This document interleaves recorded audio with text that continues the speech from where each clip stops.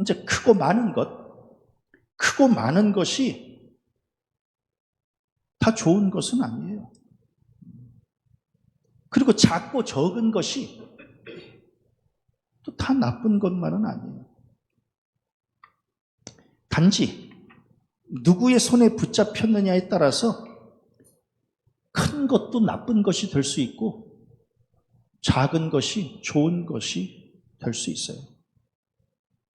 근데 우리는 뭐예요? 우리는 다 크고 많은 것만 좋다고 생각해요. 그리고 작고 적은 것은 굉장히 아쉬워해요. 그리고 안 좋다고 생각을 해요. 그거 아니거든요. 그러니까 누가 어떻게 이걸 활용하느냐에 따라서 크고 많은 것이 악한 것이 될 수가 있고, 그리고 적고 작은 것도 선한 것이 될 수가 있다라고 하는 거예요. 과연 크고 많은 것을 누리면서 겸손할 수 있는가?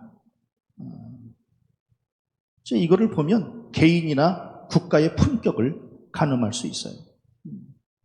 그 사람에게 많은 것이 주어졌고, 그리고 또 좋은 것 이렇게 다 주어졌는데 과연 그것을 가지고 잘 활용할 수 있는가?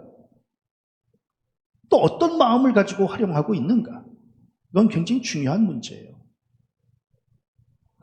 아버지한테 큰 교회를 물려받은 두 목사님이 계세요.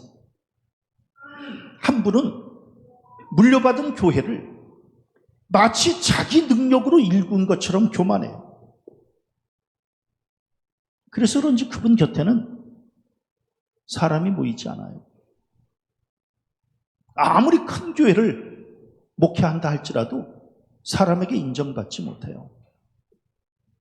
그런데 아버지에게서 교회를 물려받은 어느 목사님이 뭐라고 이야기를 하느냐 하면, 나는 아버지에게 교회를 물려받았기에 평생 빚진 자처럼 죄인처럼 살겠다고 이야기를 했어요. 저는 그 후배의 그 이야기를 듣는 순간 굉장히 감동을 받았어요. 그래서 지금까지 그 후배 목사를 사랑하고 또 존경해요. 물려받은 게 죄가 아니라 어떤 마음을 가지고 지금 사는가가 중요하지요. 교만해서 마치 자기 힘으로 한 것처럼 그렇게 생각하면은 그거는 오히려 가진 것이 독이 될 수가 있어요. 오늘 성경 말씀, 바벨론 제국 대단하지요. 왜? 그냥 민족이 아니라 제국이에요. 광활한 영토, 강한 군사력, 경제적 부유함 다 갖고 있었어요. 이게 나쁜 건 아니거든요. 땅이 넓고 군사력 강하고 그리고 경제적으로 부유한 거 나쁜 거 아닙니다. 그런데 이걸 받아 누리려면 이에 걸맞는 품격을 갖춰야 돼요. 이 품격을 갖추지 못하면 오히려 이게 이제 독이 되는 거거든요.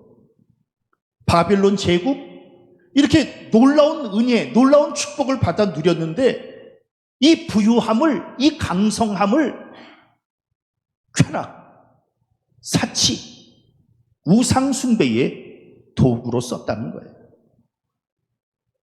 그러면 불을 보듯 뻔하거든요. 아무리 많은 것을 가졌어도 이게 패망의 원인이 되겠구나 라고 하는 것을 이제 짐작할 수 있는 거예요. 오늘날 미국도 마찬가지예요. 바벨론 못지않게 광활한 영토, 강한 군사력, 경제적 부유함을 누리고 있어요. 그러면 그에 걸맞는 품격을 갖춰야 되거든요. 그런데 오늘날 전 세계를 대상으로 관세 전쟁을 지금 치르고 있어요.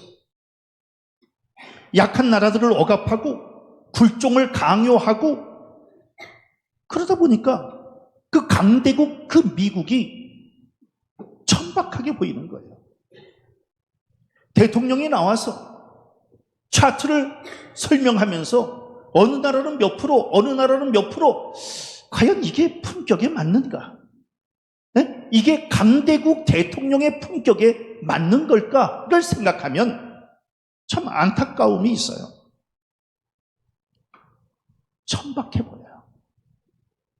천박함이라고 하는 것이 뭐예요? 품위가 없고 상스럽다. 수준이 낮고 깊이가 얕다라고 하는 뜻을 갖고 있어요. 높음, 많음 가졌지만 정작 갖춰야 될 것을 갖추지 못한 거예요.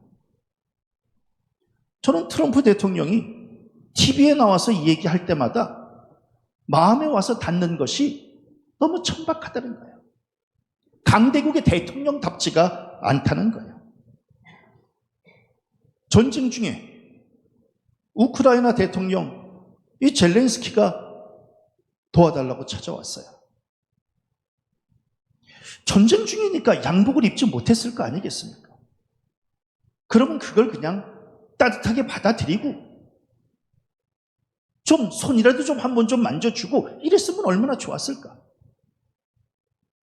그런데 전쟁 중에 양복을 입고 오지 못한 이 젤렌스키 대통령을 니네 나라는 양복도 없느냐는 식으로 너무 조롱하는 거예요. 저는 그게 마음에 안 들었어요. 많은 것을 가졌으면 좀 포용하고 품어주고 위로하고 좀 그럴 줄 알면 참 좋은데 그게 안 되고 이 얼굴 앞에서 그냥 막 면박을 주는 거예요. 언성을 높이고 나는 그게 과연 미국 대통령의 그런 자세가 태도가 맞을까? 얼마 전에 남아프리카 공화국의 라마포사 대통령과 회담을 했어요. 그냥 막 몰아붙여요. 그래도 그분도 일국의 대통령이거든요. 그분을 몰아붙이는 건 곧 남아공을 몰아붙이는 거거든요. 그 국민들을 우습게 여기는 거거든요. 저는 그 모습을 보면서 한 가지 걱정이 되는 게 있어요. 이제 우리 이재명 대통령도 가서 만날 텐데 면박을 당하면 어떡하나? 그럼 이 국민적 자존감이 이게 떨어지면 어떡하나라고 하는 게 이게 요새 걱정이에요. 트럼프 대통령이 너무 거칠 것이 없어요. 저는 그 모습을 보면서 옛날에 고등학교 때 국어 교과서에 나온 수필이 있어요. 우리를 슬프게 하는 것들이라고 하는 안톤 슈낙이 지은 수필인데 그 수필에 어떤 글귀가 있느냐 하면 자동차에 앉아있는 출세한 부녀자의 좁은 어깨가 우리를 슬프게 한다는 거예요. 하루아침에 떼돈을 벌었어요. 그래서 졸부가 됐어요. 기사 딸린 승용차를 탔어요. 그런데 그 어깨가 좁다는 거예요. 그 승용차하고 잘 어울리지 않는다는 거예요. 부자가 되어서 많은 것을 가졌지만 그에 걸맞는 품격을 갖추지 못했다는 거예요. 그게 우리를 슬프게 한다는 거예요. 난 트럼프 대통령이 다시 대통령이 돼서 지금 전 세계가 어지러워요. 얼마 전에는 LA 그 자체가 굉장히 폭동이 일어날 정도로 어수선해요. 지금 나라, 이 전 세계가 굉장히 지금 힘들어요.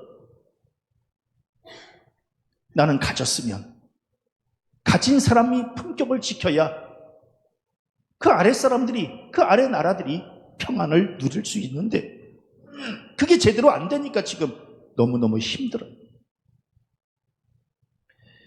바벨론 제국, 광활한 영토, 강한 군사력, 경제적 부유함, 이거를 누리면 좀 겸손했으면 참 좋았을 뻔했는데 겸손하지 못하는 거예요. 오늘 성경 말씀해 보니까 사치하고 평안하고 쾌락에 빠지고 우상 숭배하고, 그러니까 경제적 부유함을 쾌락과 사치를 통해서 그냥 써버리는 거예요. 왜? 이 물질도 땀을 흘려서 벌었어야 물질 귀한 줄을 아는데 남의 것을 빼앗아서 전리품으로 물질을 축적했기 때문에 물질 귀한 줄을 모르는 거예요. 물질이 귀한 줄 모르니까 사치를 부리는 거거든요. 그래서 제가 늘 말씀드리는 게 많은 물질이 복은 아니다라고 합니다. 물질을 쓸 수 있을 정도의 인격과 품격을 갖추어야 그래야 그것이 복이 되어지는데 인격이 갖춰지지 않은 상태에서 물질이 많아지니까 이걸 가지고 감당할 수 없으니 사치와 쾌락으로 그냥 써버리고 마는 거예요. 남자들, 자기가 번 돈으로 과연 몇백만 원짜리 술집을 다닐 수 있겠는가? 자기가 땀 흘려 번 돈으로 술집에 가서 돈을 펑펑 쓸 수 있겠습니까? 여자들, 자기가 번 돈으로 과연 몇백만 원짜리 명품 가방을 살 수 있겠어요?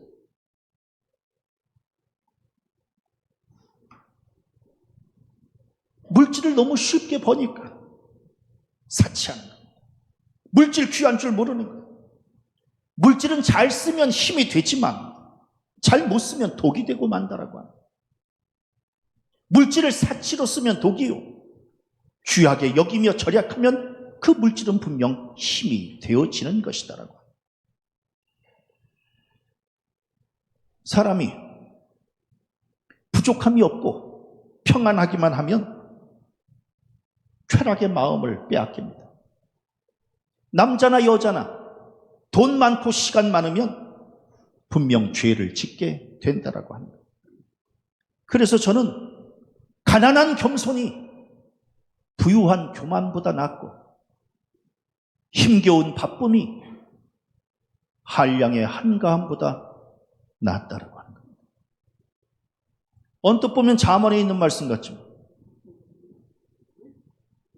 설교 준비를 하면서 문득 이 영감이 떠오르는 겁니다.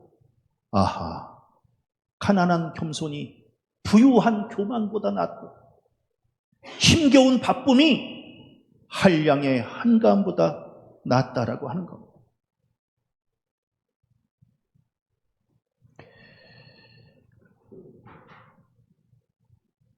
지금 바벨론 제국, 그 백성들 돈과 시간 무서운 줄 모르고 사치에 빠졌습니다. 하나님 무서운 줄 모르고 우상 숭배와 쾌락에 젖어서 살고 있었다라고 합니다. 사실 아쉬움이 사람을 겸손하게 만들고 아쉽기 때문에 더 노력하게 되고 아쉽기 때문에 고개를 숙이게 되는데 아쉬움이 없으니까 다른 사람 배려할 줄도 모르고 손을 잡을 이유도 없고 다른 사람의 시선이나 마음에 신경 쓸 필요도 없고 지금 바벨론 아쉬운 게 없으니까 다른 나라가 지금 어떻게 사는지 다른 나라의 형편이 어떤지 전혀 생각하지 않는다라고 합니다. 그러면서 더 무서운 것은 오늘 성경 말씀해 보니까 마음에 이르기를 나뿐이라 나 외에 다른 이가 없도다. 이걸 8절과 10절에 반복하면서 지금 이 얘기를 하고 있는 겁니다. 이것처럼 교만함이 어디 있어요? 나뿐이라 나 외에 다른 이가 없도다. 천상천하 유아독존 천지간에 자기가 가장 존귀하다고 생각하는 겁니다. 바벨론 제국이 교만함과 사치에 빠져서 시야가 가려진 겁니다. 나 외에 다른 것은 없다고 생각하는 겁니다. 다른 사람이 안 보이고 다른 나라가 안 보이는 겁니다. 트럼프 대통령이야말로 지금 전 세계를 대상으로 대통령 놀이를 지금 하고 있는 것이 아닌가. 지금 가난에 빠져 있는 경제적으로 어려운 나라들이 얼마나 많아요. 그런데 꼭 그런 나라들을 대상으로 관세 전쟁을 하면서 더 큰 어려움에 빠지게 만들어야 되겠는가. 저는 이게 TV 뉴스를 보면서 마음이 아팠던 겁니다. 그러면서 바벨론 제국이 머릿속에 떠올랐던 겁니다. 우리가 사는 이 세상은 그 사람이 있으니 나도 있는 것이고 그 나라가 있으니 우리나라도 있는 겁니다. 상대를 존중할 줄 알아야 나도 존중을 받는 것이지. 이 바벨론처럼 나 외에 다른 이가 없도다, 이것처럼 교만한 일이 어디 있어? 네? 나 외에 다른 이가 없도다라고 생각하면 자기도 다른 사람에게 존중과 인정을 받기가 쉽지 않다라고 하는 것. 오늘날 이 시대가 사람 귀한 줄 모르는 시대를 지금 우리는 살아가고 있습니다. 가족 귀한 줄도 잘 모릅니다. 그러니까 그냥 1인 가구로, 독립가구로 그냥 다 나가는 겁니다. 학교 귀한 줄 모릅니다. 그러니까 선생님을 너무 가볍게 여기는 겁니다. 교회 귀한 줄 모릅니다. 그러니까 교회를 뛰쳐나갈 생각만 하고 있는 겁니다. 나라 귀한 줄 모릅니다. 애국하지 않습니다. 바벨론만 뭐라 그럴 것이 아니라 오늘날 우리들도 지금 내 마음속에 나 외에 다른 이가 없도다라고 하는 이 마음을 지금 품고 있는 것은 아닌지 우리 자신을 다시 한번 돌아봐야 된다. 인간은 누군가에게 부탁을 하고 또 누군가의 부탁을 들어주면서 서로 어울려 살아가는 존재입니다. 그런데 마치 나는 그 누구에게도 부탁할 일이 없다고, 고개 숙일 일이 없다고 생각하면서 천상천하 유아 독존으로 산다면 그것은 하나님 앞에 큰 죄다라고 합니다. 아니나 달라요. 오늘 성경 말씀에 이 바벨론 제국은 뭐라고 이야기를 해요? 나는 과부로 지내지도 아니하며 자녀를 잃어버리는 일도 모르리라. 기고만장입니다. 교만이 하늘을 찌르고 있습니다. 글쎄, 남편이 언제나 내 곁에 있어줘서 과부로 지내지 않으면 얼마나 좋아요. 건장한 자식이 내 곁을 언제나 지켜줘서 그냥 그 자식과 든든히 같이 지내면 얼마나 좋아요. 그러나 우리네 인생 누가 장담할 수 있겠습니까? 누구는 과부가 되고 싶어서 되겠습니까? 누구는 자식을 잃고 싶어서 잃겠습니까? 우리는 우리네 인생을 알 수 없기 때문에 연약한 존재라고 지금 고백하면서 살아가고 있는 거 아니겠습니까? 그런데 바벨론 제국은 나는 과부로 지내지도 아니하며 자녀를 잃어버리는 일도 모르리라라고 하는 이런 교만함에 사로잡혀서 가난한 사람들, 혼자 사는 사람들, 자식 잃어버린 사람들을 위로할 줄 모르고 지금 이렇게 살아가고 있다라고 합니다. 저는 이 말씀을 묵상하면서 지금 전쟁을 치르고 있는 각 나라의 지도자들, 나는 과부로 지내지도 아니하며 자녀를 잃어버리는 일도 모르리라라고 하는 이러한 이야기를 자기네들은 할 줄 모르지만 지금 그 나라에 수천 명, 수만 명의 자기 백성들이 지금 죽어가고 지금 그 나라에 과부가 얼마나 많이 생기며 자식 잃은 부모의 그 눈물이 얼마나 많이 지금 피로 흐르고 있는가.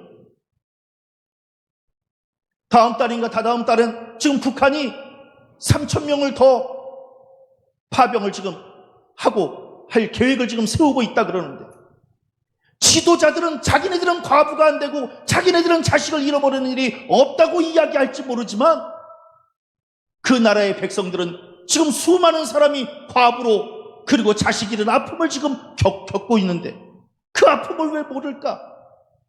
바벨론도 마찬가지입니다. 너무 교만해서 나는 과부로 지내지도 아니하며 자녀를 잃어버리는 일도 모르리라고 하는 이러한 이야기를 지금 하고 있는데 이걸 어떻게 쓰면 좋을까? 우리는 그저 남편 잃은 사람들을 위로하고 자식 잃은 사람의 손을 잡아주는 일을 그저 하면서 살아가는 존재일 뿐이지 나는 과부가 안 될 것이고 나는 자식을 잃지 않을 것이고 누가 장담할 수 있겠는가라고 합니다. 그렇게 말할 수 있는 사람은 아무도 없다라고 합니다. 그래서 바울은 뭐라고 이야기를 해요? 선줄로 생각하는 자는 넘어질까 조심하라. 옛날에 야구 해설가 하일성 씨가 얘기했듯이 야구 몰라요. 다른 말로 하면 인생 몰라요. 인생 모릅니다. 나는 과부가 되지 않을 것이고 나는 자식을 잃게 되지 않을 것이라고 하는 그러한 교만, 하나님 앞에서 절대 금물입니다. 인생 모릅니다. 한 치 앞도 알 수 없는 우리가 마치 모든 것을 알 수 있다고 생각하는 그 자체가 바로 교만입니다. 그래서 저는 장담은 교만이다라고 합니다. 야고보 선지자는 뭐라고 이야기를 하나요? 내일 일을 너희가 알지 못하는도다. 너희 생명이 무엇이냐? 너희는 잠깐 보이다가 없어지는 안개니라. 그냥 오늘 살아있으면 그냥 살아있는 것일 뿐이다. 내일 일은 난 몰라요. 하루하루 살아요. 이게 우리네 인생이다. 저들은 뭐라고 얘기를 하나요? 나는 과부가 되지 않을 것이고 난 자식을 잃지 않을 것이고 이렇게 이야기를 했으나 하나님께서는 뭐라고 말씀하시나요? 한날에 갑자기 자녀를 잃으며 과부가 되는 이 두 가지 일이 내게 임할 것이라. 글쎄, 너는 과부 안 될 거라고 얘기하고 너는 자식을 잃지 않을 거라고 얘기하지만 그러나 하나님의 계획은 다르다라고 하는 거예요. 네가 한날에 갑자기 자녀를 잃으며 과부가 되는 이 두 가지의 일이 내게 임할 것이다. 엎친 데 덮친 격으로 너에게 어려움이 닥치게 될 것이다. 특별히 오늘 이 성경에 갑자기 일어난 일을 우리가 어떻게 알아요? 그래서 우리는 하나님 앞에서 겸손해야 된다라고. 특별히 생명은 사람이 마음대로 할 수 있는 것이 아니기 때문에 생명 앞에서는 더 겸손해야 된다라고. 우리 성도님들, 오늘 이 아침에 우리를 깨워주신 하나님의 은혜에 감사하시기를 바라고, 예배의 자리에 와서 겸손히 하나님 앞에 예배할 수 있는 존재로 서게 해주신 이 은혜를 그저 감사하시기를 바랍니다. 그 누구도. 그래서 뭐라고 말씀하시나요? 오늘 저녁에 내 영혼을 건져가실 줄 누가 알겠는가라고 합니다. 그래서 이 순간이 감사하고 이 순간이 그저 기쁨이고 이 순간이 행복이다라고 하는 것을 가슴 절절히 느끼고 고백하는 성도들 되어지시기를 바랍니다.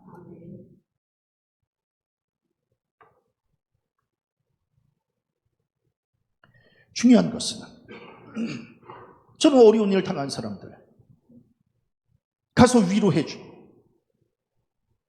그래야 내가 어려움을 당할 때에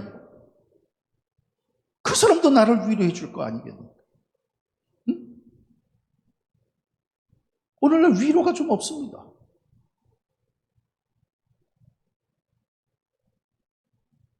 나중에 큰일 당해봐야 압니다. 큰일 당해봐야 아하, 내가 평상시에 다른 사람을 좀 많이 위로했구나, 위로하지 못했구나라고 하는 게 이제 드러나게 되는 겁니다. 나에게는 안 좋은 일이 닥치지 않을 거야? 아닙니다. 언제 어디서 어떻게 닥칠지 모른다라고 하는 거예요. 그러니까 한 번이라도 더 어려움 겪은 사람들 가서 위로해주고 손잡아주라는 겁니다. 그게 아직 건강하고 아직 살아남은 이의 몫이다라고 하는 거예요. 오늘 성경 말씀은 뭐라고 기록하고 있는 거예요? 내가 무수한 주술과 많은 주문을 빌릴지라도 이 일이 온전히 내게 임하리라. 허허, 무서운 얘기입니다. 나한테는 이러한 일이 안 생길 거야. 그리고 내가 주술을 외우고 많은 주문을 내가 빌리면 나는 얼마든지 이 어려움 이겨낼 수도 있고 생기지도 않고 그렇게 될 거야, 이렇게 생각한다는 겁니다. 그러나 인간적인 방법과 주설적인 방법을 아무리 동원해도 생사화복을 주관하시는 분은 하나님이시다. 하나님께서 열면 닫을 사람이 없고 하나님께서 닫으면 열 사람이 없다라고 하는 사실을 우리는 깨달아야 된다라고. 그래서 하나님께서 뭐라고 말씀하시나요? 나는 죽이기도 하고 살리기도 하며 상하게도 하고 낫게도 하는 하나님이 결정하신다고 합니다. 더 무서운 얘기는 나에게는 불행한 일이 일어나지 않을 것이다 라고 저들이 아무리 이야기를 해도 오늘 성경 말씀해 보니까 이 일이 온전히 내게 임하리라, 재앙이 내게 임하리라. 저는 이 말씀 바벨론도 기억해야 되고 트럼프 대통령도 기억해야 되고 특별히 새롭게 정부 책임을 맡은 이재명 대통령도 나는 이걸 기억해야 된다. 하나님의 말씀에 어긋나면 집안이나 나라나 그 우한을 막을 수 없다라고 합니다. 이재명 대통령도 마찬가지입니다. 지금 이제 집권한 지 얼마 되지 않아서 겸손한데 만일에 조금이라도 교만한 티가 나면 하루아침에 무너진다라고 하는 것만 알면 됩니다. 큰 착각하지 말아야 됩니다. 잘나서 대단해서 뽑힌 것이 아니다라고 하는 것만 알아야 됩니다. 나 같은 죄인을, 나 같은 미약한 존재를 대통령으로 세워준 게 그저 감사하고 그래서 겸손히 그 일을 감당할 때에 그럴 때 이 나라가 든든해지는 것이지. 저는 대통령은 일을 하라고 세워진 직임이지 놀이를 하라고 세워진 직임이 아니다라고 합니다.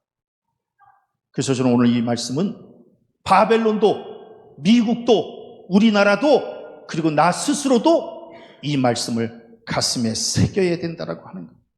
왜? 하나님은 교만한 자를 치시고 겸손한 자를 들어서 써주시는 분이고 그래서 우리는 가지면 가질수록 높아지면 높아질수록 더 겸손해야 된다라고 합니다.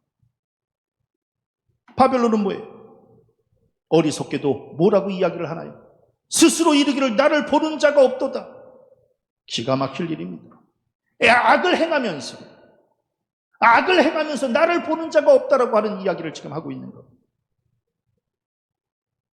사람의 눈은 속일 수 있을지 모르나 하나님의 눈은 절대로 속일 수 없습니다. 우리말에 낱말은 새가 듣고 반말은 쥐가 듣는다라고 하지만 저는 새로운 속담을 하나 만들었는데 낮에 짓는 죄는 새가 보고 밤에 짓는 죄는 쥐가 본다라고 합니다. 더 궁극적으로는 하나님의 눈은 피할 수 없다. 그런데 바보같이 하는 말이 스스로 이르기를 나를 보는 자가 없도다. 큰 착각입니다. 우리 성도님들도 마찬가지입니다. 하나님은 감찰하시는 하나님입니다. 우리의 일거수일투족을 다 지켜보시고 내가 지금 무슨 생각을 하고 있는지도 하나님은 이미 다 알고 계신다라고 합니다. 그 하나님 앞에서 그저 겸손히 서야 된다라고 합니다. 다른 방법 없습니다. 머리 드는 순간 패합니다.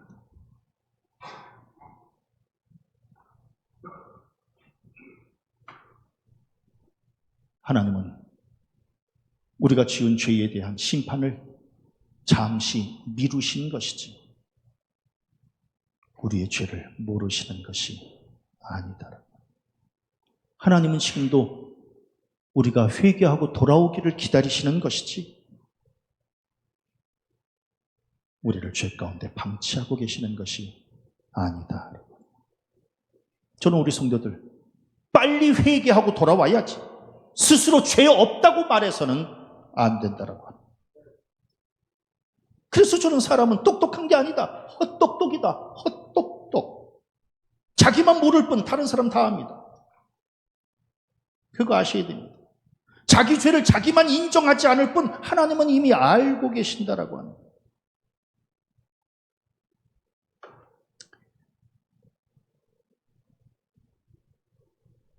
글쎄요. 맞는 비유인 줄은 모르지만 타조가 뒤에서 다른 짐승이 따라오니까 타조가 볕단 안에 자기 머리만 이렇게 넣고 숨었다고 숨는 거. 뒤에서 쫓아오는 짐승도 나를 못 볼 거라고 생각하고 왜 자기가 안 보이니까 그러니까 그냥 머리만 하나 집어넣고 그냥 그게 숨었다고 생각하고 가렸다고 생각하는 거예요. 우리 다 보이는데, 사람도 보이고 하나님도 보시는데 그냥 우리는 자기만 모르는 겁니다. 가렸다고 생각하는 겁니다. 아닙니다. 진짜 가리려면 회개의 기도를 통해서 가리시기를 바랍니다. 헛똑똑입니다. 헛똑똑. 아니나 달라요? 우리 뭐라 그래요? 자기 꾀에 자기가 넘어간다고 이야기합니다. 그래서 오늘 성경 말씀에서도 내 지혜와 내 지식이 너를 유혹하였습니다. 네 지혜와 네 지식에 네가 걸려 넘어진다라고. 굉장히 무서운 말씀입니다. 자기 발등 자기가 찍는 겁니다. 그래서 바울은 뭐라고 고백하나요? 누구든지 이 세상에서 지혜 있는 줄로 생각하거든 어리석은 자가 되라. 절대로 하나님 앞에서 자기 지혜, 자기 지식 내세우지 말아라. 왜? 하나님은 지혜 있는 자들로 하여금 자기 꾀에 빠지게 하신다라고 하는 겁니다. 나 몰라. 나는 모릅니다. 나는 할 수 없습니다. 하나님, 저는 미련합니다. 저는 지혜도 없고요. 아는 것도 없습니다라고 고백하는 것이 상책이지. 마치 내가 뭐 대단한 존재인 것처럼 착각하고 교만하고 내세우고 절대로 그러지 말아라. 높아지면 높아질수록, 많이 가지면 가질수록 편은 익을수록 고기를 숙인다고 했듯이 그저 겸손하기만 해도 받을 상급은 넘친다라고 합니다. 교만한 순간 죽습니다. 바벨론 보세요. 미국도 조심해야 되고 우리나라도 조심해야 되고 이재명 정부도 조심해야 되는 거예요. 교만하는 순간 단칼에 끝난다라고 하는 것만 아시고. 왜? 처음부터 리스크를 안고 출범한 정권이기 때문에 더 조심해야 된다라고 합니다. 큰 착각하지 말아야 됩니다.